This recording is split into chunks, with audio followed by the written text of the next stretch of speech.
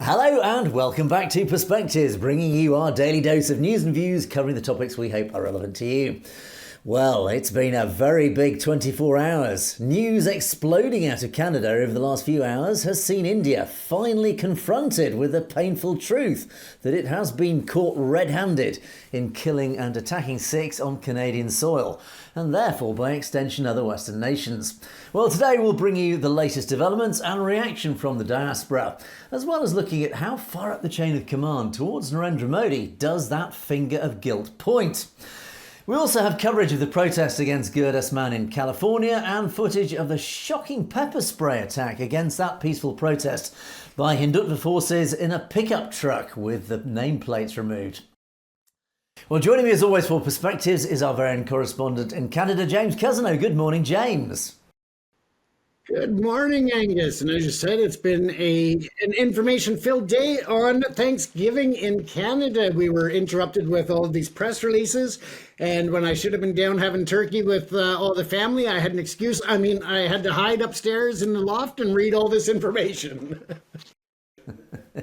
Indeed, it has been a very busy 24 hours. Well, of course, joining me for the day is James, and together we'll be bringing you our perspectives on this big news affecting the Sikh community across the world. Of course, we will be taking a look at lots of your great comments which have been filling up below the video, so thank you as always for those. But James, let's get things underway. Let's take a look at the big news of the day. But delving in here, Sikhs around the world, not only in Canada, are feeling vindicated tonight that the truth is coming out about India's involvement in not only the death of Hardeep Singh Nijjar, but also other cases that are under investigation and other cases that are currently going through the Canadian court system. And they all link back to the India government. They have expelled 6 diplomats so far. There are others to be expelled from Canada at this point. We're expecting that to come down, as well as many other charges to come out, not only in the death of Mr. Nijjar, but also other cases of murder, extortion, and other criminal activities across the country. Now, why is this important outside of Canada? Because they also came out very clearly. The RCMP, the government of Canada, among others, are very much acknowledging that it is not only happening in Canada, that the investigation has led to many corners of the globe. People are being threatened, they're being extorted, they're being murdered, and it's not just on Canadian soil. The press release today, we have put together some of the highlights, but it's still a longer video. It is very much worth watching. It involves the ministers, not only for public safety and other areas of government, but also, of course, Justin Trudeau, the Prime Minister of Canada, calling out Narendra Modi, stating that he had talked to him just last week in Singapore and told him the urgency of their cooperation in this investigation into transnational repression and of foreign interference. So let's take a look at this video highlighting a lot of the talking points that were brought up by the RCMP, by Justin Trudeau, as well as other ministers and public safety officials, Angus.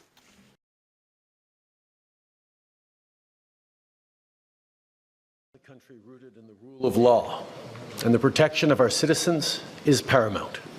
That's why, when our law enforcement and intelligence officials began pursuing credible allegations that agents of the Government of India were directly involved in the killing of a Canadian citizen, Hardeep Singh Nijjar, on Canadian soil, we responded.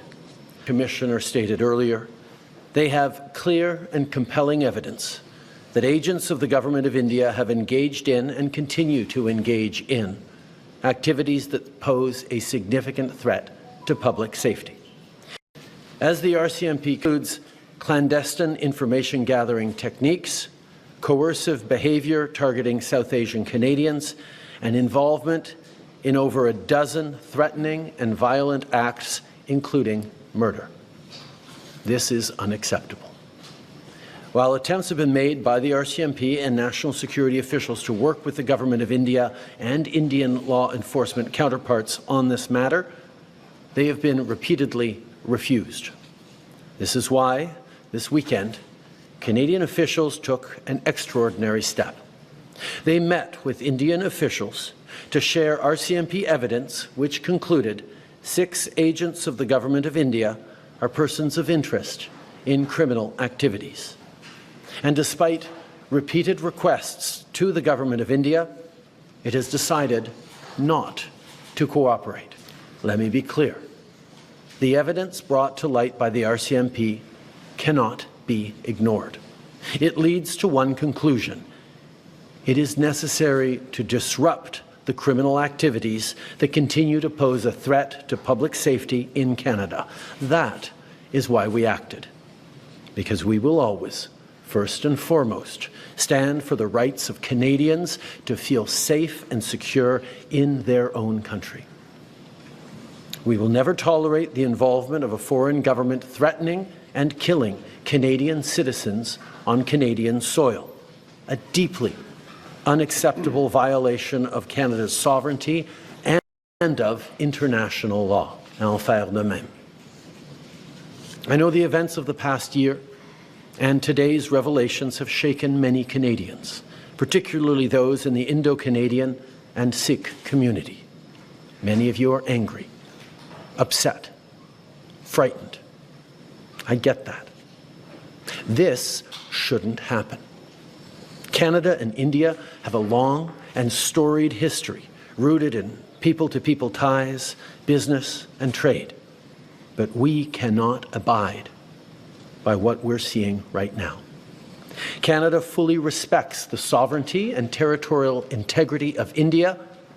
We expect the Indian government to do the same for Canada. As Prime Minister, it is my responsibility to provide reassurance to those who are feeling their safety has been compromised, but most importantly, it is my responsibility to take action and to never hesitate in doing what is necessary to protect Canadians. That is precisely what we are doing today. I'll now turn it over to Minister LeBlanc to provide additional details on these developments. Dominic. To continue to work with law enforcement officials. For generations, people from every corner of the globe have come to Canada seeking a better life, precisely because they felt that the Canadian government would duly fulfill one of our most fundamental duties, to keep them safe. And our law enforcement agencies work every day to uphold that promise. And I once again want to thank the RCMP and their law. Merci, Dominic. So, as I've said from the beginning, a year ago, we have 3 clear priorities when it comes to these incidents targeting Canadian citizens. First, we will seek the truth, that the police force are allowed to carry out their work and hold those responsible to account. Second, of course, to protect Canadian safety, and thirdly, to defend Canada's sovereignty. Based on information provided to Global Affairs Canada by the RCMP, we formally requested that India waive diplomatic immunity for 6 individuals based here in Canada, and for India to cooperate in the investigation. This was done so that these individuals could be questioned in relation to the ongoing RCMP investigation into a number of violent incidents targeting members of the South Asian community, particularly the Sikh community, in many cities across the country. And you heard the Minister of Public Safety, my dear colleague and friend Dom LeBlanc, mentioning different cities across the country. Regrettably, as India did not agree, and given the ongoing public safety concerns for Canadians, Canada served notices of expulsions to 6 diplomats and consular officials early this morning. Subsequent to those notices, India announced it would withdraw its officials. To be clear, we're not seeking diplomatic confrontation with India, but we will not sit quietly as agents of any country are linked to efforts to threaten, harass, or even kill Canadians, period. Canada is guided by the rule of law. We follow the Vienna Convention at all times, and we expect, of course, India to do the same as well. We will always continue to ask for India's cooperation to the investigation. I did so formally again by being in contact with the Foreign Minister of India, Foreign Minister Jaishankar, earlier today. And I've been also in contact with all my counterparts from the Five Eyes, so Foreign Minister Lamy from the UK, Secretary of State Blinken from the US, Penny Wong, also the Minister of Foreign Affairs from Australia, and Winston Peters, who's the Minister of Foreign Affairs of New Zealand. When I spoke with Prime Minister Modi at the end of last week, I highlighted how incredibly important the meeting between our national security advisors in Singapore this weekend was going to be. He told me that he was aware of that meeting. I impressed upon him that it needed to be taken very, very seriously. I think it is obvious that the government of India made a fundamental error in thinking that they could engage in supporting criminal activity against Canadians here on Canadian soil, whether it be murders or extortion or other violent acts. It is absolutely unacceptable for any country, any democracy that upholds the rule of law. That is why we have taken such significant measures, why the RCMP chose to come out today and disrupt the pattern of Indian diplomats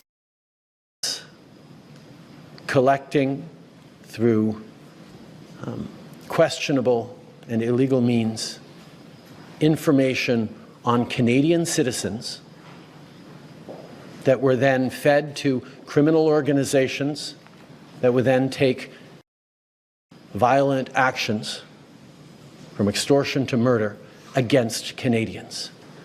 No country, particularly not a democracy that upholds the rule of law, can accept this fundamental violation of its sovereignty. Canada fully accepts and respects the sovereignty and the territorial integrity of India. We expect India to do the same. In this case, they did not. Next question.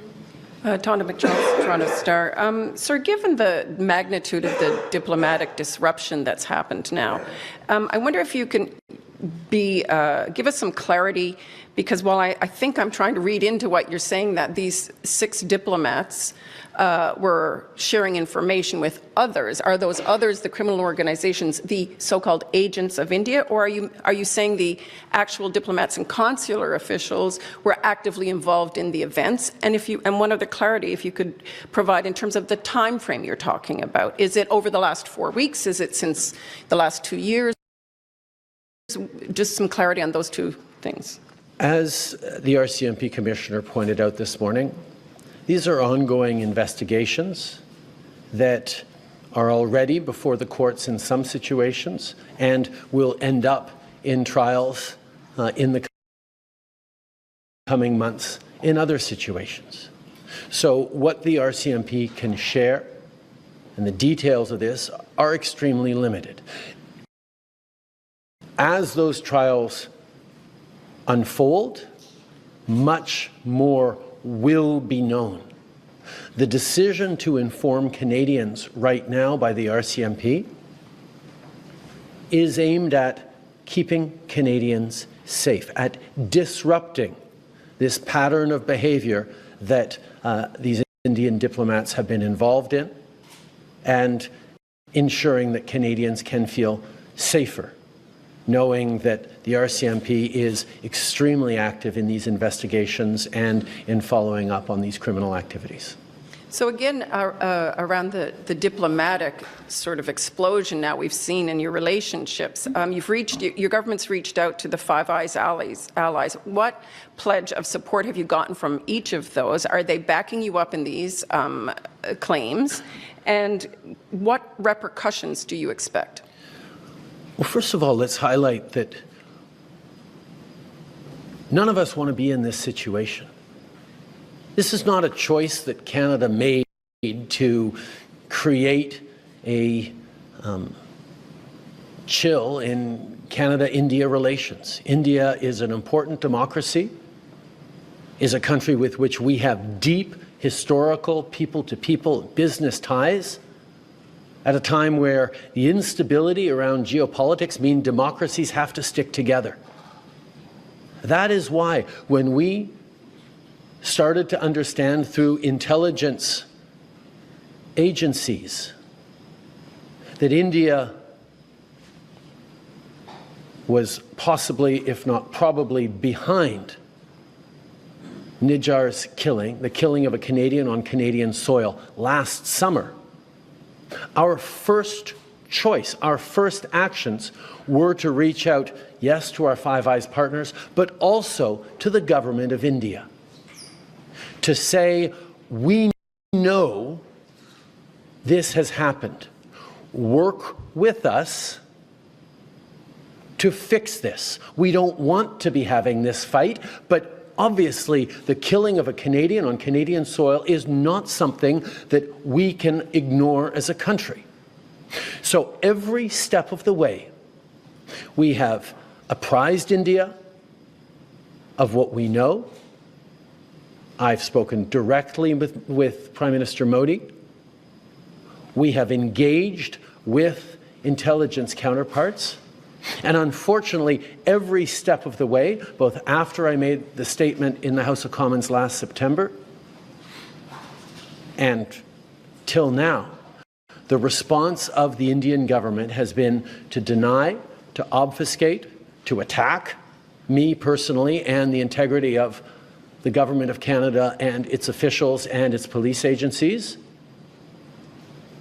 And we have simply said, we're going to allow our agencies to do the work, particularly to move from intelligence collection from agencies to police investigations that result in arrests, trials, and consequences within a rigorous and robust and independent judicial system.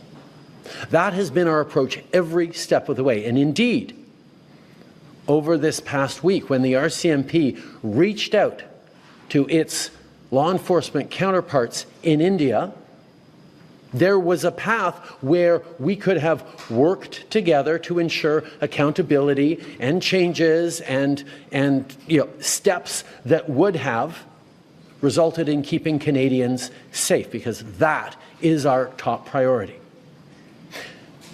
India, the Indian government,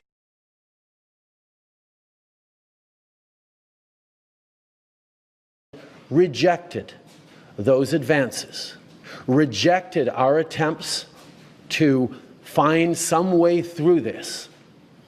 And that brought us to this point of having to disrupt the chain of operations that go from Indian diplomats here in Canada to criminal organizations to direct violent impacts on Canadians right across this country. Next question. Over the past few years, and more recently, law enforcement agencies in Canada, including the RCMP, have successfully investigated and charged a significant number of individuals for their direct involvement in homicides, extortions, and other criminal acts of violence. In addition, there has been well over a dozen credible and imminent threats to life, which have led to the conduct of duty to warn by law enforcement with members of the South Asian community and specifically members of the pro-Khalistan movement. As a result, in February 2024, the RCMP created a multidisciplinary team to investigate and coordinate efforts to combat this threat. The team has learned a significant amount of information about the breadth and depth of criminal activity orchestrated by agents of the Government of India and consequential threats to the safety and security of Canadians and individuals living in Canada. Despite law enforcement's action, the harm has continued, posing a serious threat to our public safety. We reached a point where we felt it was imperative to confront the Government of India and inform the public about some very serious findings that have been uncovered through our investigations. There's a violent extremist threat in Canada that Canada and India have been working on over the years. However, these threats are impacting Canada and India's ability to collaborate.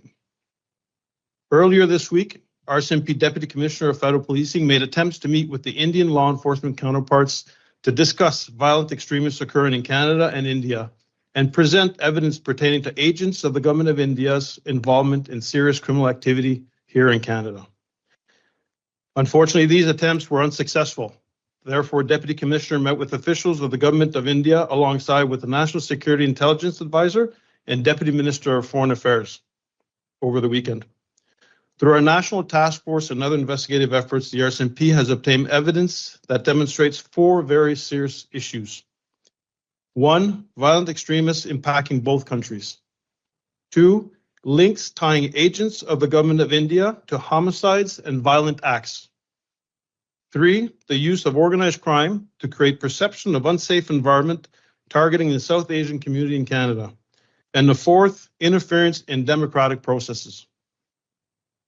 Investigations have revealed that Indian diplomats and consular officials based in Canada leveraged their official position to engage in clandestine activities, such as collecting information for the Government of India, either directly or through their agents, and other individuals who acted voluntarily or through coercion.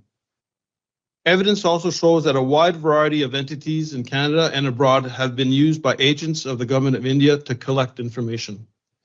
Some of these individuals and businesses were coerced and threatened into working with the Government of India. The information collected by the Government of India is then used to target members of the South Asian community. This evidence was presented directly to the Government of India officials, urging their cooperation in stemming the violence and requesting our law enforcement agencies work together to address this issue. The RCMP is hoping to address these threats through our relationship with the Government of India and the National Investigation Agency, with the end goal of strengthening the safety and security of the Canadian public and South Asian community. The safety and security of our citizens, regardless of their background or belief, remains a top priority for the RCMP, and we will not tolerate any form of intimidation, harassment, or harmful targeting of communities of individuals in Canada. We are seeking the public's assistance in reporting incidents of foreign interference by the Government of India. Anyone who feels threatened online or in person should report the incidents to the local police. If someone is in immediate danger, please call 911. Individuals can also report to the RCMP National Security Information Network by calling 1-800-420-5805. We recognize the concern and fear people might be feeling when seeing this news, and we recognize that South Asians are victims of these activities we're investigating. We want to assure all Canadians that their safety and security is at the forefront of everything we do, and we urge the public and South Asian community to remain calm and give law enforcement, Canadian officials time to continue discussions. While the RCMP does not generally comment on investigative matters to preserve operation integrity, we will keep the public updated and as things developed. Thank you. P. Campbell from CBC Ottawa. The Canadian government indicates that it has expelled some Indian diplomats and officials from our country. When it comes to your investigation, is the RCMP linking the High Commissioner with the killing of Hardeep Singh Nayar or to other killings, either on Canadian soil or in India? So on the, I just want to be mindful that we've mentioned this in the past. There's a distinct investigation on the Nayar case, and there's another distinction in investigation on the national security side to see the connections with the Government of India. So I'm not going to make any comments on the Nayar side. I'll ask Bridget to see if she can add any comments to that. Yeah, if I may add, we're not here to speak specifically about the Nayar homicide, but we want to draw your attention and inform the public of the breadth of criminal activity that is occurring in Canada, which is a grave concern to our public safety. And what I can tell you, though, as a result of those investigations, we have uncovered connections to the Government of India. Speaking of the breadth of that alleged activity, can you be any more precise about how many Indian diplomats are implicated in the kind of activity you're detailing here today? I will limit the comments to several. because you have to understand there's still some ongoing investigations. Thank you. We'll go to the other microphone, please. Hi, Commissioner. Mackenzie Gray with Global News. Can you outline when the RCMP and you first became aware of these issues and detail how serious a threat you believe it is to national security? Well, and I'll ask Bridget to chime in on when all this started, but the fact that we've had an individual, our Deputy Commissioner of Federal Policing, travel to Singapore with the NSIA and Deputy Minister of Government Affairs Canada to take part within a discussion with the government official, we take this very seriously, and this is why we're here today, to inform the Canadian population of what we're seeing and that we're very supportive and we're doing everything we can. And as to when these threats started appearing, whatnot, I'll let Bridget expand on that. But I do want to emphasize the collective effort by law enforcement across the country to address this. You've heard in my opening remarks that we've had a hub. We had a hub where the information would come in through everything that's going on across the country, but there's been some tremendous work across the country to address this. Yeah, this is a result of years of investigations, but more recently because we've seen an escalation in that threat activity, which, as the commissioner indicated, homicides, extortions, and other acts of violence, we feel compelled today to come in front of you and tell you the activities that have been occurring in Canada, and we want to assure the public that we take it seriously, and our top priority is Canada's public safety and security. Can you just outline why, at this point in time, Indian diplomats haven't been charged? Is there issues with diplomatic community? And just broadly, Commissioner, you mentioned the idea that there was a conversation with the Indians. Can you discuss what they said, what the reaction back to you was, or to the RCMP was when that information was put forward? Yeah, I'm going to, because out of respect to the conversations that took place, it was Deputy Commissioner Flynn that had those conversations. So I'll keep that private that he had. I'll invite Bridget there to make additional comments here. So as you can see, it is a very complex investigation. Many different criminal charges have been brought, and they are linked right to the top, right to the High Commissioner of Canada, who has been expelled. Now, India has been spreading a falsehood through their media, stating that the Indian government is recalling their diplomats, including the High Commissioner, out of fears of safety, out of fears of security, and yet they were quickly in the media proven that that is a pile of crap, that they are actually being expelled from Canada. Shortly thereafter, our High Commissioner in India for Canada was called to the South Block, and he was informed that not only himself but 5 other Canadian diplomats are being expelled from India in a tit-for-tat situation. Now, of course, we are looking at this and just kind of, in awe at this information. As I said earlier, it is Thanksgiving in Canada.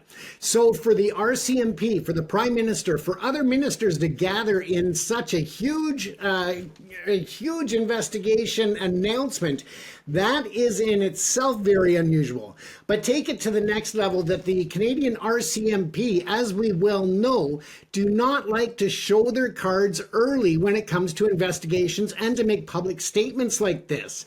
Now, they have confirmed that not only since last year, when they were called out in the Canadian Parliament by Justin Trudeau, they have also been increasing the threats, the level of violence, and the extortion activities here in Canada and around the globe. So being caught and being called out in Canadian Parliament has not even slowed them down. It's actually increased their activity. Now, it's not only Canadian citizens and private citizens that are being threatened, that are being the subject of duty to warn notices, but also members of government, including the NDP leader, Jagmeet Singh. And he has been threatened and been issued notices by the RCMP and Canadian security officials that his life could potentially be in danger. And this is huge. This is in breach of the Vienna Convention. This is in violation of Canadian sovereignty. This is in violation of the law and order that we, not only in Canada, are supposed to be abiding by, but also in India. So this is, as I said, vindicating the Sikh diaspora around the world that's been talking out about the violence, about the oppression, about the repression, and the threat to them, not only in their personal safety, but in the movement not only of Khalistan, but just of democracy in itself. Again, Modi has been caught lying not only about this to Canada, but to his own supporters and own people. Now, of course, we also have to look at the bigger context that Canada is cooperating with the Five Eyes countries. They have been in direct contact with their counterparts in those countries. They are working with the FBI across the border in several investigations, not just in the death of Mr. Najjar, but also in other cases that are ongoing. They confirm that there are dozens of cases that are opened. Several of them are already making their way through the Canadian court system, but we won't know until they actually hit the courts what the information, what those particular cases are. And it could go back some time because they also confirmed that this investigation has been ongoing for several years. It's been ongoing before the death of Mr. Najjar, and that is a key important fact in this whole situation that's going on. And when they are looking at denying their involvement, Canada has laid all of their cards on the table in terms of providing the information to their counterparts in law enforcement and government in India. So as India continues to say that there is no evidence, Canada's not presenting evidence, Canada's this and Canada's that, it is a load of shit. They have presented all of the evidence that they feel necessary. The India government refuses to cooperate in the ongoing investigation. They are cooperating with the US government, but they refuse to do that with Canada. Now, some of the reasons that they may be doing that are simply that there are deaths involved and they're directly linked to these diplomats. And for that level of criminality to be going on is just unheard of when you're supposed to be in cooperative countries. Canada and the Canada and India have relationships going back for centuries, between Canada and India as well as between Britain and India. So when we go back to the British colonization, we go back to British rule, we've all been there as one. And this is just the top level of ramifications that the Canadian government can take against India by expelling diplomats. That is considered the highest level of punitive actions that the government can take. They are also looking at other options as well, including looking at trade issues and putting on restrictions on trade. So it is very far-reaching. As I said, it's unheard of. We've never seen such a level of discourse and disconnect between Canada and India, and I don't think it's going to get better anytime soon. I think we're going to go on to see a lot more truth come out, Angus. Indeed. I think the word here is vindicated. I think the Sikh diaspora feels thoroughly vindicated. Their voices have been heard to some extent, but have also been ignored or derided by many across the community. Now they can stand up and say, "We told you so." And I think what's very interesting is that there has been this long silence from Canadian law enforcement, from the Canadian government, other than making that original statement last autumn by Justin Trudeau in the Canadian Parliament. And of course, that vacuum of information, that vacuum of evidence that was clearly lacking over the last many months, has allowed India and Indian mainstream media to sort of pour scorn on Canada. It's allowed the right wing of even in Canada itself, Poilievre have been up there standing, deriding Trudeau and the Canadian government for saying, "Oh, you've made this outrageous claim. Well, where's your evidence?"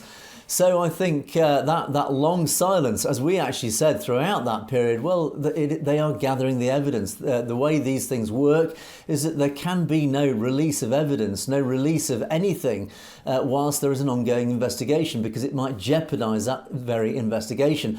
And as we predicted, we said when it will be presented, it will be a sledgehammer. And here we are. That sledgehammer has just been wielded, and that very, very heavy blunt end has just hit Narendra Modi between the eyes.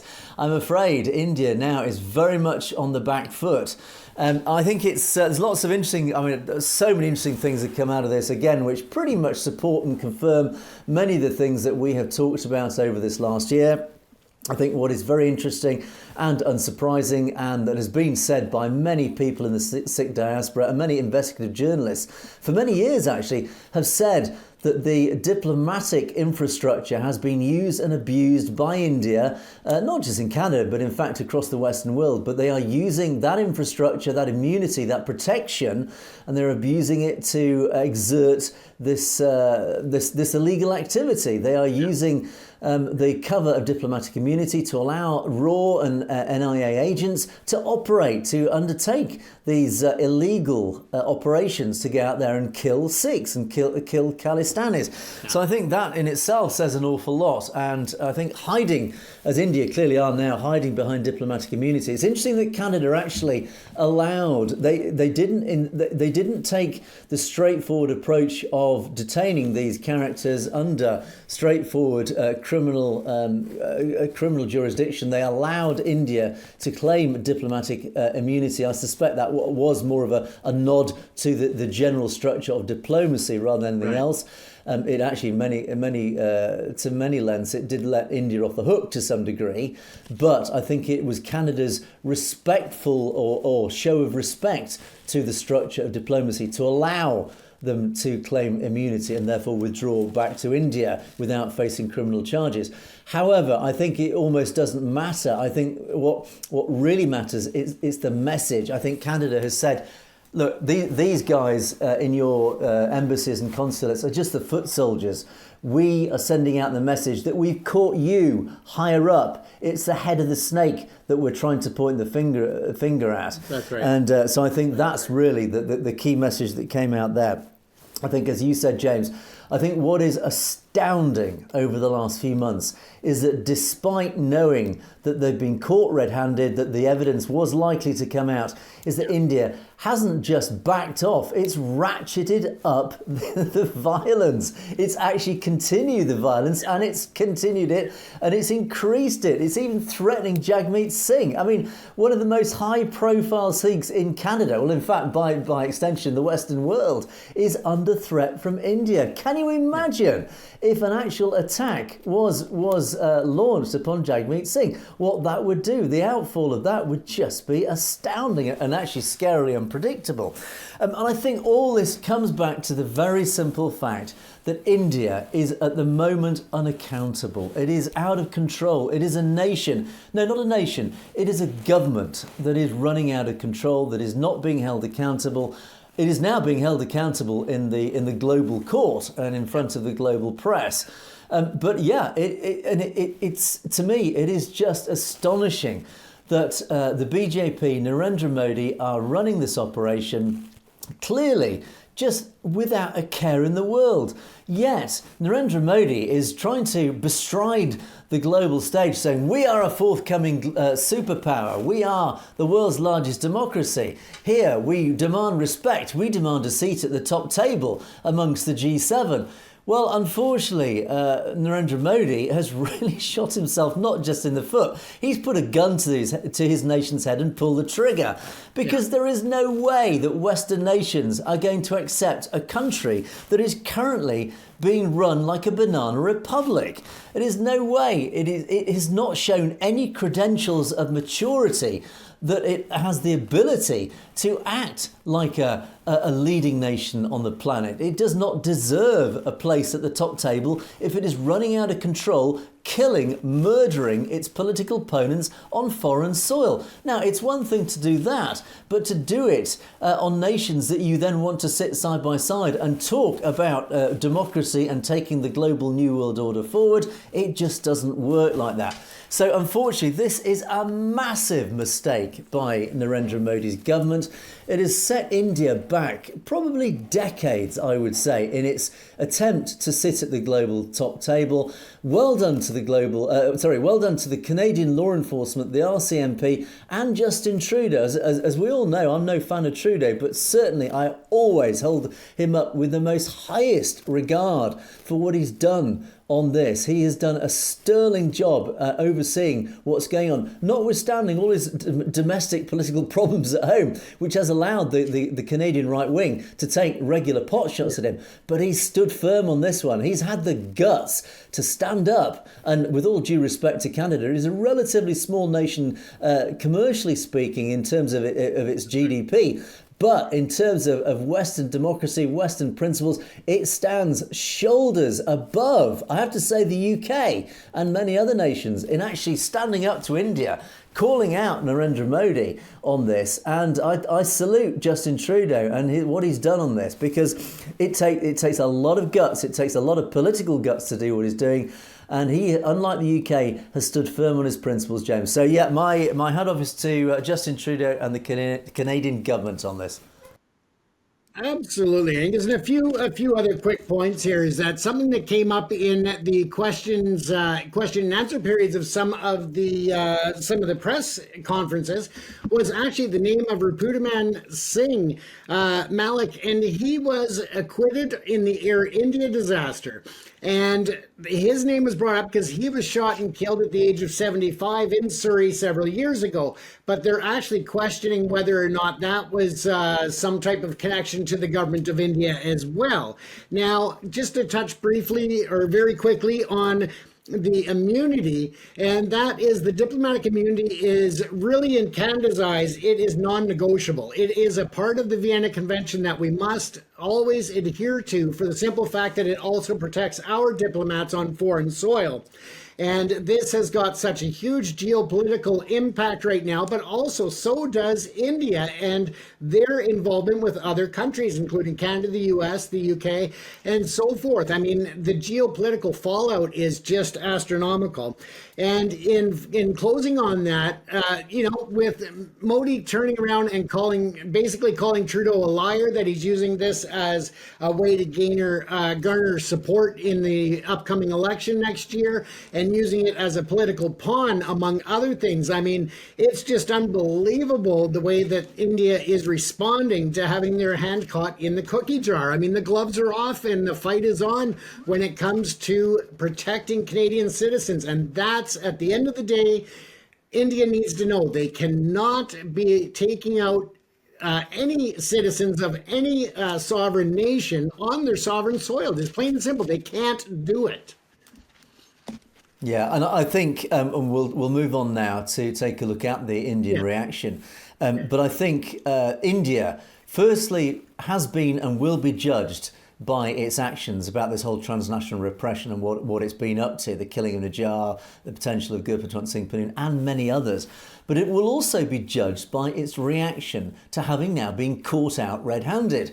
And as you rightly say, James, its reaction has been that of a belligerent, stubborn teenager.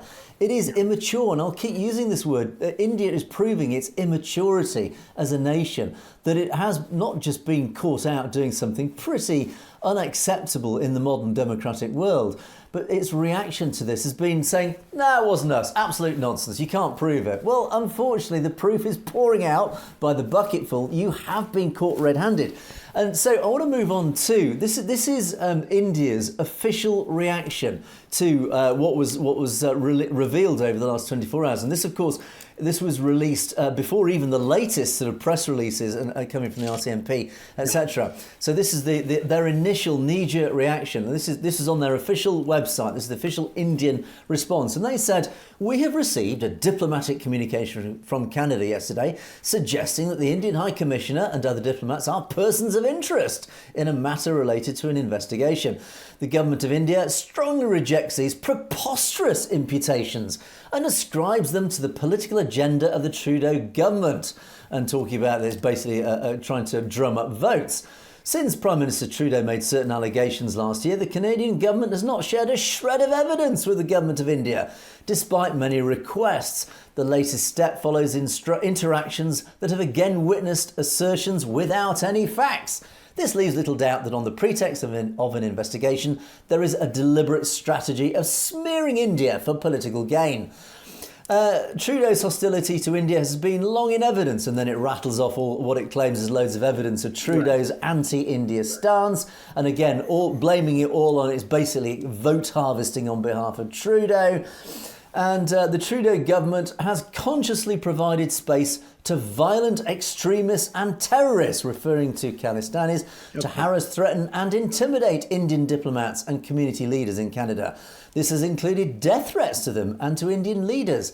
All these activities have been justified in the name of freedom of speech.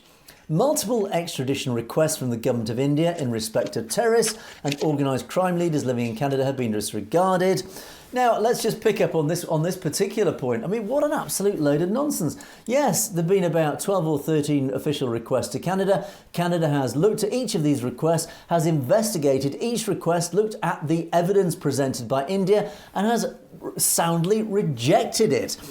Canada's own law enforcement have investigated every single one of these claims of alleged Khalistani terrorists and rejected them, saying there is no evidence. Which part of that does India not understand? Well, it very clearly comes back down to India's politics. It's basically India trying once again to label Khalistani activists as terrorists. And it's been proven through the legal process of the rule of law that it's false. It is not true yet again.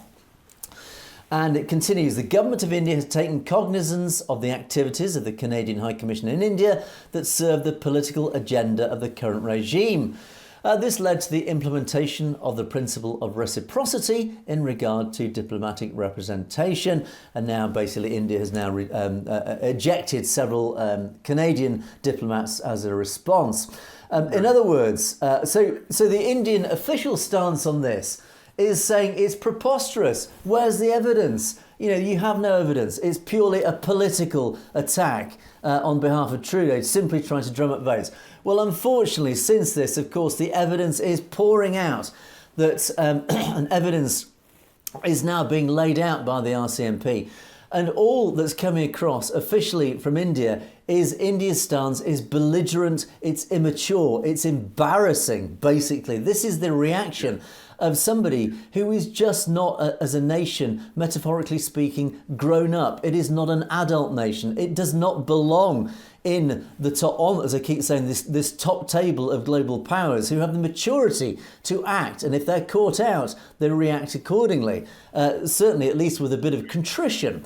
Here, India is doubling down and saying, absolute nonsense. Where's your evidence? Nonsense. And they're doubling down and they're increasing their violent activity against Sikhs in Khalistan. And once again, trotting out this tired old trope that it's Khalistan, that they're terrorists anyway, and that Canada is harbouring terrorists. Unfortunately, that is a tired old record that lost its credibility a long time ago. It just does not wash now in the West. The West has rejected that argument. They've rejected it because clearly it's nonsense. It's been proven through what's called the rule of law that does not exist anymore in India. It's been proven through the rule of law that it is absolute nonsense.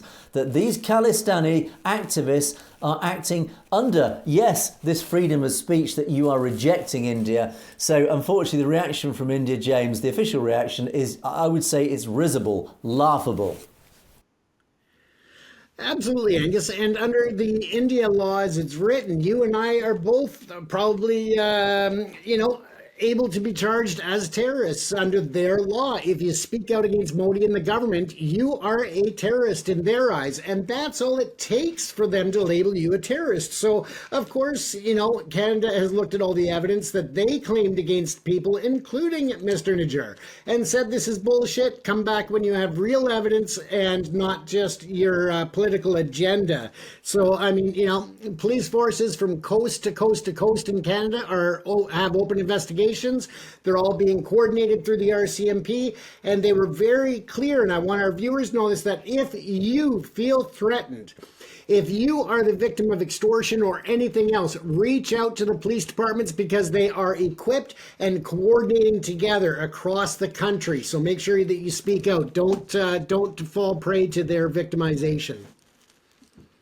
Indeed. And I think if I was an Indian, I'd be embarrassed, frankly, about what's going on. I'd be very embarrassed about my government if they came up and took this stance, having been caught red-handed in some outrageously illegal activity. So, okay, now I think one of the other key areas of this that we've been looking at is how far up the chain of command do these allegations go? And it does, as has been revealed through various media outlets, and certainly people, I would say media outlets with very powerful sources within Canadian intelligence, have been getting a good picture of how this thing has actually been operating.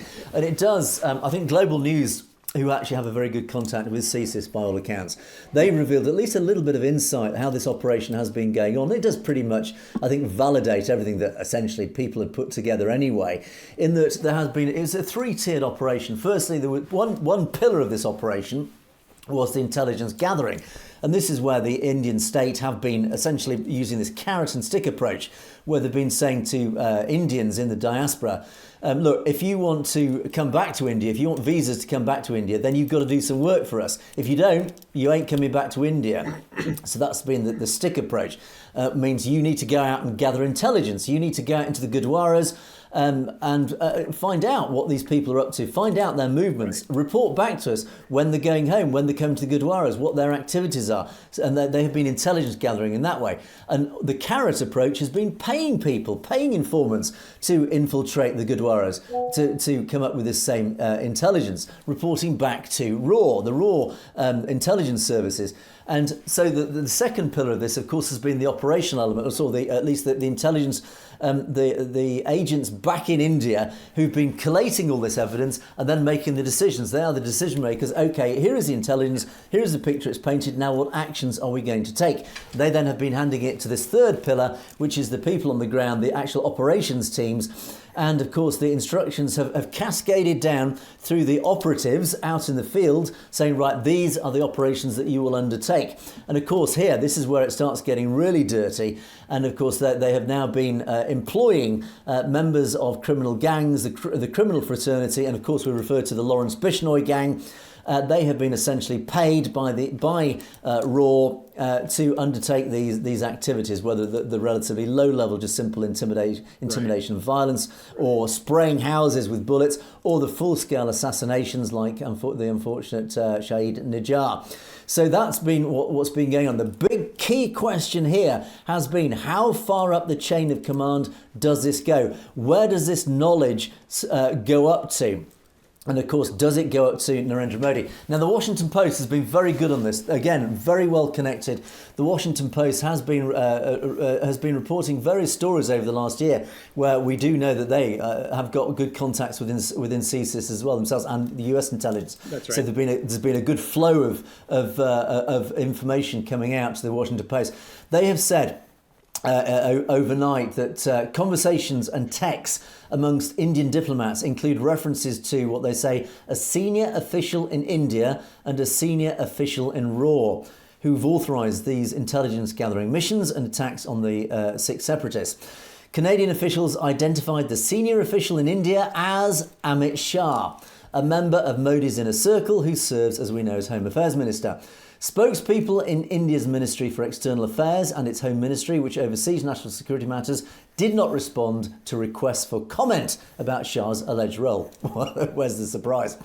Canadian officials shared details about the references to Shah and other evidence within India's National Security Advisor, Ajit Doval, at a secret meeting in Singapore on Saturday. This was a very important meeting that took place over the weekend. Canadians who took part in this meeting included Trudeau's National Security Advisor, Nathalie Drouin, Deputy Foreign Minister David Morrison, as well as a top RCMP official.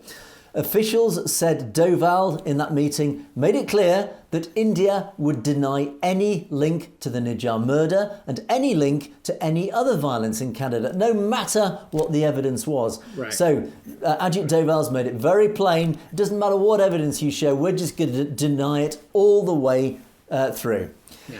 Doval did admit that India did use its diplomats to follow people, take pictures, etc., but denied any links to threats or violence. And here we come back to this plausible deniability. This is the way this structure works.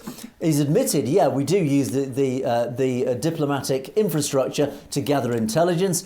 That's no surprise. India, to be fair, isn't the only country that does that. But clearly he's admitted, yes, we do that. But what he is denying, and this is the plausible deniability, saying that, yeah, no, but we've not acted on that. We haven't acted on the evidence to go out and kill Sikh or Khalistani activists, Right. because of course they've been recruiting criminals to do their dirty work for them. That's where the plausible deniability comes in. So when Canadian officials outlined evidence that India had enlisted Bishnoi's gang networks in Canada to carry out the Nijjar killings and other attacks, Doval initially pretended not to have any idea who the guy was. So Ajit Doval has said, I've no idea who Lawrence Bishnoi was, despite the fact that just about everybody else on the planet knows who Lawrence Bishnoi is, Right. and the fact he's one of their most high-profile gang leaders currently residing in an Indian jail. So it's, again, a little bit risible, a little bit laughable. Doval apparently began rattling off facts and figures and anecdotes about Bishnoi, despite denying knowing who he was, acknowledging that he was capable of orchestrating violence from wherever he's incarcerated. He was known to be up to no good from his jail cell, of course, from India. And of course, as we have reported in the past, that it's Bishnoi's gang that has themselves acknowledged responsibility for Nijjar's killing. Doval ended the meeting on Saturday by asking his counterparts to treat the discussion as if it never took place, meaning that they should refrain from issuing any public statement or acknowledgement of the gathering. So he asked for, please don't mention this, please don't pass any news on to the press that we've had this meeting. He wants to keep it completely under wraps. But by the time Drouin and Morrison had made it back to Ottawa, pro-Modi media reports had already surfaced in India describing how Indian officials had taken, quote, a strong stance and lectured Canada that it cannot make unsubstantiated charges. So, and of course, one of the other things, other threads to this whole story is why have the RCMP and the Canadian government come out right now about all this? Well, it turns out that almost their hand was forced because the Indian Govt media, yes, the pro-Modi media in India had already got its wheels in motion. It had armed its artillery and it had pulled the trigger to fire its artillery at Canada. There was a huge tsunami of anti-Canada propaganda suddenly hitting the Indian mass media. The IT cells, the Hindutva army online, was already mobilised into action. There was this huge wave of anti-Canada, anti-Trudeau propaganda pouring across the internet, pouring across the Indian news networks. Those guns were primed, the trigger had been pulled, and this artillery barrage had already been launched against Justin Trudeau. So the the Canadian government and law enforcement said, right, that's it. Unfortunately, you've launched the war. We're now going to have to go public on this. So unfortunately, that's why there's been this outpouring. But anyway, the key point of the Washington Post story is how far up the chain does this news go, and does this evidence go? Clearly, it's got as far as Ajit Doval. It's got as far, certainly, as Amit Shah. By extension, Ajit Doval, who's been presented with the evidence in this meeting, he's been presented with all this. He said, look, it doesn't matter what evidence you present, we're going to deny it.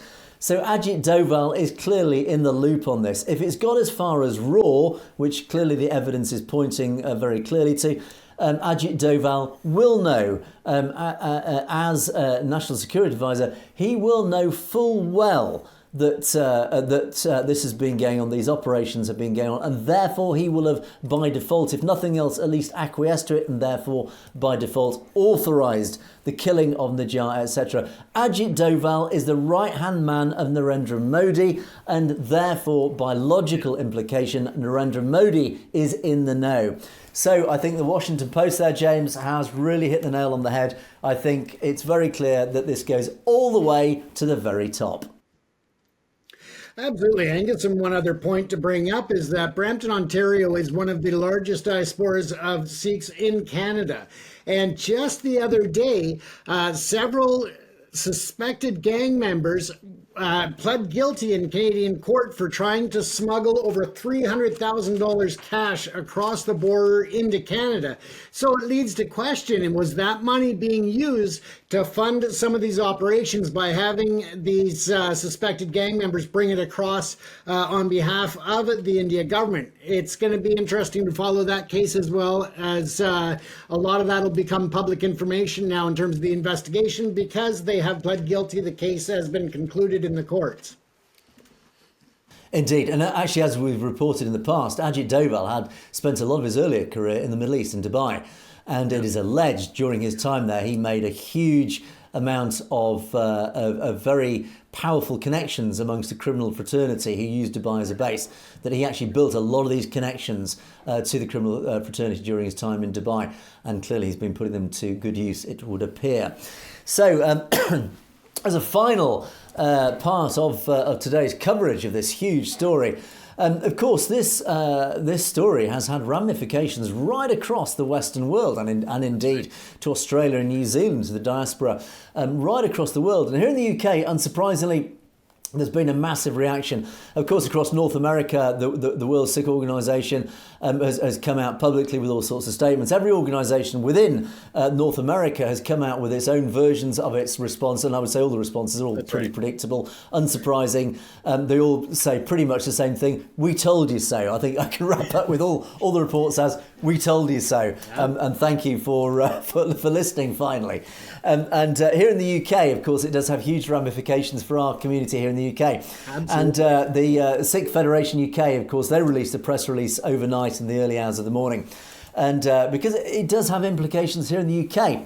And as I've often reported, that the UK government has been shamefully silent in contrast to certainly Justin Trudeau and to a large extent the US administration. And Dirbinjit Singh, who's the lead exec for political engagement of the Sikh Federation, he officially responded to the developments in Canada by saying, "When the shocking news from Canada broke, we were in the UK Parliament briefing parliamentarians about transnational repression and political interference of the Indian government aimed at Sikhs in the diaspora campaigning for Khalistan." Of course, yesterday, as we reported, is that Dirbinjit Singh and many others here in the UK, and including a couple of US and Canadian representatives, were meeting with British members of Parliament saying, this is what is going on. This is a transnational repression that is happening here in the UK. You've got to do something about it. You've got to also investigate the British involvement in 1984, etc., etc. So they were actually sitting with the MPs. I mean, the timing could not have been more perfect. Right. Telling them about what India has been up to, and of course Avtar Singh Kandar, who we'll come on to in a moment. And this news broke as they were sitting there with the MPs. Fantastic. And Dirbinjit carries on to say the fact that 6 of India's top diplomats in Canada have been directly implicated in gathering detailed intelligence on Sikhs campaigning for Khalistan, who were then killed, attacked or threatened by India's criminal proxies, should be a wake-up call to the UK government and the other Five Eyes nations across the globe. Leading Canadian Sikh activists Maninder Singh and Pravjot Singh, from, of course, America, told UK MPs and peers that the killing of Najjar on Canadian soil and India's arrogance, it's a good word, and I think that sums it up nicely, India's arrogance that they could literally get away with murder has resulted in the political will in Canada to expose India on the international stage for having no respect for the rule of law and Canada's sovereignty. So very powerful words here from the UK, from the Sikh Federation here in the UK. Yeah. But of course, I would add here, Avtar Singh Kandar, I think this opens up this can of worms. There's no mention yet. I predict coming out over the next few days. I think all eyes here in the UK will now point to at the moment, the lack of investigation into Avtar Singh Kandar's death, a very suspicious death that happened only a few days after the killing of Nijar. Now, the British establishment washed its hands of this, and clearly there's evidence that they've tried to bury it through its official mechanisms, through the West Midlands Police and through the Coroner's Office, etc., trying to bury and prevent autopsies, etc. So I think the fact now that Canada has lifted the lid, has provided evidence that India is out there killing Khalistani activists, why now are we not reopening this case of Avtar Singh Kandar, who died under very suspicious circumstances? We're not going to let this lie here on Satellite TV News. We are going to start reapplying the pressure on the British government and through our channels and through our own public campaigning that we must take another look at the death of Avtar Singh Kandar in the light of what's going on here, James. So, James, as I was saying, James, this has a huge impact globally, not just in Canada. Absolutely, and we're going to follow this extremely closely, Angus. We're going to bring our viewers a lot more detail in the coming days, and we can only encourage our viewers to like, share, follow, to make sure you get the word out so people can join us, but also make sure that you share your opinions on this story with us in the comment section, because we really want to know how you as the Sikh diaspora are feeling at this point with the information coming out. Indeed, absolutely, and we'll keep following this story as news develops. There is a lot coming out even as we speak. Reaction is coming out across the globe. So in tomorrow's show, we'll obviously cover it as well. And unfortunately, the story about Gurdas Man, we are way over time already. There's so much to talk about on this big breaking news. So we'll leave Gurdas Man tomorrow. Do keep an eye on tomorrow's show, because as I say, we've got some quite shocking footage of an attack. Even our own people from Satellite TV, our very own Surinder Singh was there in very much full voice, vocally campaigning with a large group of protesters who were attacked with pepper spray by no doubt Hindutva forces. We have actual footage of that a shocking attack, which we'll bring you tomorrow. But James, unfortunately, we must move on onto our comment section in light of the time marching on. So let's take a look at our first comment. Now, let me just bring that up for you, James, so you can see. Here we go. So this is a very poignant comment that came from Jasleen. And we talked about, we had our tribute, really, or at least a tribute. We got criticised for having a tribute to Ratan Tata and his extraordinary life and his extraordinary achievements. Our long critic yesterday really drew us to task for that. But actually, we've had quite a few comments in support of Tata and what he did do. And Jasleen comes in saying, actually, this is a very good point, and we did bring this up. At least it is a strong contrast to the Ambani family, who with their obscene display of power and wealth, who benefited from his connections to Narendra Modi, and certainly didn't half flaunt it.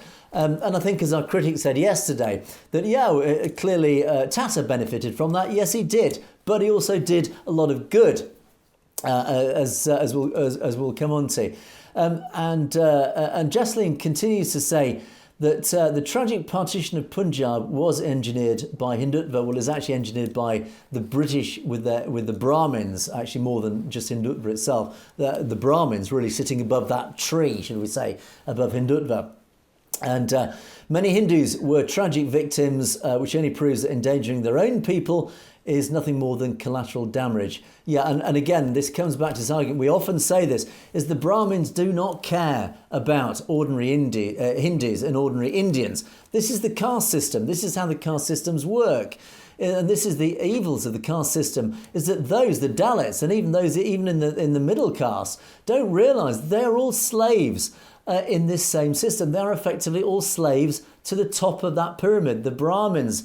Now, each part, and go back to earlier podcasts where we've covered this, is that every part of that caste system has a stake in this, in that they've got their own people below them, unless you're a Dalit. Is that the middle caste, they've got people below them, essentially their slaves. So they want to prop up this same system because they benefit to some degree. But they themselves don't realise that they are all slaves to the Brahmins and that they're all collateral damage. And this is what happened in the tragedy of partition. And I just want to jump ahead to what Jaslene says in her comment. My grandfather was killed in partition. It's tragic, actually. So like many people still alive today were directly impacted. And Jaslene's own grandfather was killed during this bloodbath, and then goes on to explain how they found out about it. And it's painfully sad to read this. And what I found particularly poignant of this, many young girls and women were asked by their parents to jump in the village wells rather than be captured and raped. And we did talk about the horrors that went on in partition. And we talked about that story.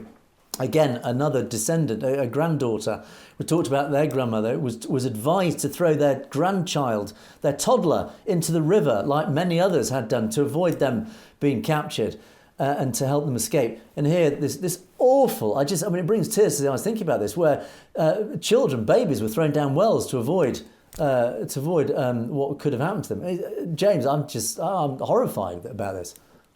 Absolutely. I mean, I just can't even imagine, Angus. It just, it's heart-wrenching. It really is. It is. It's, we've reported on it enough. And going back to Tata, Gurcharan Dhillon says, humanity above all. And I think this comes back to this whole concept of Ratan Tata and why we didn't lionize him, but we at least acknowledged his achievements. And I think this comes back to the tenets of Sikhi. Gurcharan Dhillon says, Ratan Naval Tata was a good human. He was an engineer and an administrator, rest in peace. And he was a big philanthropist. And I think it doesn't matter what the criticisms of Tata was. And I think, again, our critic says he did nothing for Sikhi or nothing for the Sikh community. Well, clearly what he did a lot of good. And I think that you should judge Ratan Tata by the good that he did. I can't find any bad words. I don't think he did any evil as such. And I think people, on the whole, judging certainly by the number of positive comments we've had, judged him by the good deeds that he did. He was, I think this sums it up beautifully, he was a good human. And to that, I think clearly he will meet his mate, I cannot say that, he will meet his maker with a clear conscience. Absolutely. So thank you for that comment. Yeah. And okay, let's move on. And Hat B. We'll come back to the killing of yet another Khalistani activist in the Punjab over the last few days. Yeah, they've killed and imprisoned hundreds of Sikhs associated with War's Punjab Day. And of course, Amritpal Singh, who was leading War's Punjab Day, resides now in Dibrugarh jail on trumped-up charges, under questionable charges.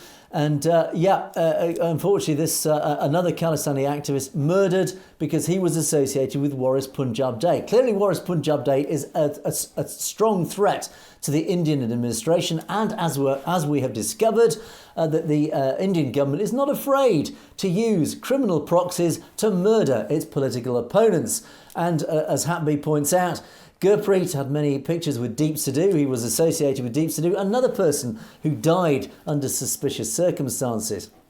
And clearly, after this Singh who was murdered, two others were picked up from their home the day after Gurpreet was murdered. And the men they were picked up from their homes. They are targeting any Sikhs associated with Punjab's voice or movement. Yeah, this is democracy in action in India. This is Indian-style democracy, James. You put your head above your parapet, you're going to get targeted by BJP's thugs. And we've covered it time and time again, Angus.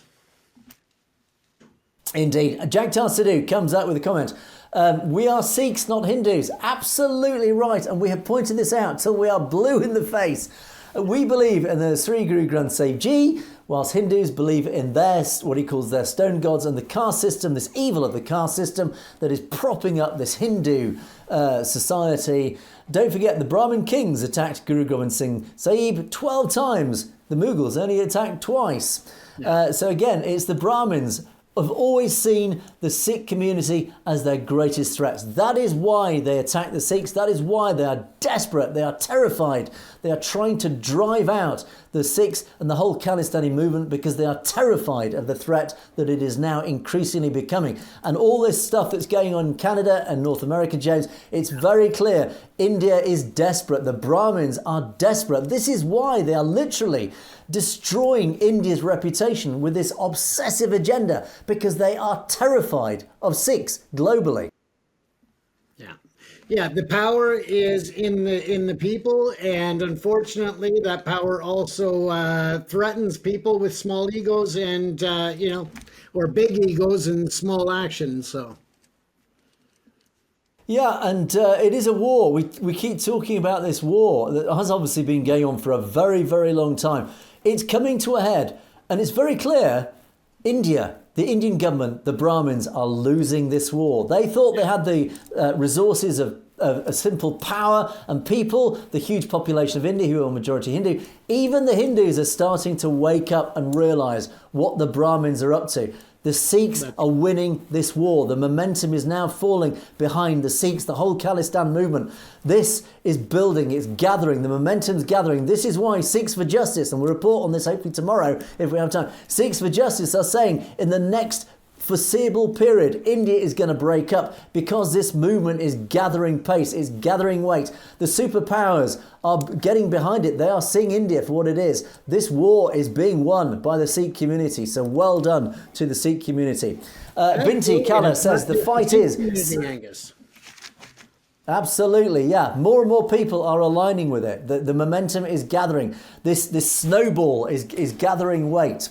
So let's keep it going. The fight is, Sikhs believe that everybody's equal, Brahmins believe that they are superior. That is the fundamental difference, Binti. You bang on with that. That is why this war is being won. Final comments. Ashley Kandar, I wanted to bring this up. This is a hilarious comment. I had to bring this up because I love it. Thank you for this comment, Ashley Kandar. When will the UK give the Falklands back? Well, unfortunately, you really haven't researched this very well. The Falkland Islands, who would we give it back to? Argentina? Well, unfortunately, you need to read your history. Argentina did not even exist when the British legally took control of the Falkland Islands. Now, let's also look at the democratic argument. Who occupies the Falklands? Well, it's a load of people who have British ties. They held a referendum. Yes, let's call it a democracy. This is what is lacking in Khalistan and in India and in Punjab. Referendum democracy. There was a referendum held in the Falklands recently. Do you know what they voted for? Should we stay part of Britain or should we become part of Argentina? It went 98% Britain. That's democracy in action. So when you say, Ashley, that we should give the Falklands back, well, firstly, we've consulted the people. They said we want to stay as part of Britain. And who should we give the Falklands back to? Nobody. There's nobody to give it back to. The British took control of the Falklands legally many years ago. They have every legal right to it. Argentina tried it on in 1982. They were given a bloody nose, and I love the Argentinians, and I've in many years past had Argentinian friends. That was a very big political move. I don't want to go down this rabbit hole because we're running out of time, but I'll just addend that because I love the Argentinians, another people betrayed by dreadful government. Anyway, James, I'm going to give this one to you. Are you going to give Canada back to the native Indians? The answer is no. The natives, Indians or First Nations, they are Canadian. We are all Canadian in this country of ours. And although there's a lot of reparations to be made and a lot of reconciliation to be happening, we are moving towards that. So I think that we have a bright future if we can really make up for the past in that context. Indeed, and thank you, Ashley Kendall, for your comment. We love your comments. Do keep them coming. And final comments of the show. Getting serious again, and again, this comes back to I think the whole thing of Sikh, and actually it links back to our long critical comment we had yesterday, who actually criticised us for lionising by Jugraj. Because he has done an awful lot of good for the Sikh cause, and we were held to account saying actually a lot of Sikhs did not like this guy because he was allegedly affiliated to some pro-Indian group. I forget the name of it now. And we had a lot of very positive comments supporting him. And this is actually why I did reports on him, because under that original video, there was an outstreaming of Sikhs saying what a good guy this person was. Let me check, says, Jugraj died as Kandar died, same way. Yeah, they both died of cancer. So who was behind the death? This is a big question, and actually it never even occurred to me. That Bhai Jugraj died of cancer, I assumed, on face value. It was a natural, unfortunate, very sad death. Cancer. Now you're saying maybe it was suspicious. Maybe it was. Good question. And K2KK94 says, it does need to be questioned. At least the family should make a statement to put to rest his thought, if it's not true, and give a timeline of how a healthy young man got stage 4 cancer suddenly. Bhai Jugraj is and was making a tremendous impact on Western Sikhs. He pointed out the path to fools like myself, and it changed the course of my family. So again, this is somebody who was directly impacted by this guy, and I made a very important tribute to this guy because I took him on face value. I researched him. He's done a huge amount of good for the Sikh cause. He was clearly just totally bathed in the fundamentals of Sikhi. He lived his life with the tenets of Sikhi in everything that he did. And I think the hundreds of very positive, supportive comments about him, I think, vindicated everything that he stood for. So if he did have links to strange pro-India groups, well, it's sad and all, but clearly I think the good he did certainly outweighed anything that was alleged that he did otherwise. James, any comments on that? No, just the fact that, keep in mind that cancer strikes children. It does strike, people of all ages, and it can be very aggressive. So it could be legitimately the cause of death. But, again, we don't know. Indeed, but I think it certainly does raise questions about Avtar Singh Kandar, as we talked about. I think we will. That is a bone that this terrier will not let go. We will pursue that, and we will keep that pressure on. I think certainly now there will be new momentum behind the Avtar Singh Kandar investigation, because again, it was it was deeply suspicious, and we continue. And certainly in the context of what's coming out now, I think it's most likely that his death was not by natural causes. But anyway, we must leave it there. It's been a very long show.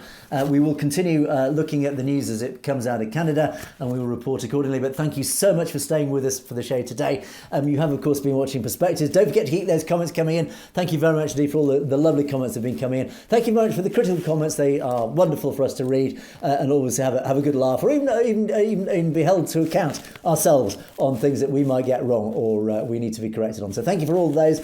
And of course, the comments about your own personal life stories and personal impacts that you've been impacted upon in the past and your family have been impacted upon, things like partition and the dreadful events of 1984 and the 1980s and 1990s. So, of course, you can email us directly, message at satellitetv.com, anything you'd like to bring to our attention. Unfortunately, we've run way out of time. We must wrap things up. It is a goodbye from me, and it is a goodbye from James. Stay safe, everyone. Thanks so much for watching Perspectives. We will see you next time.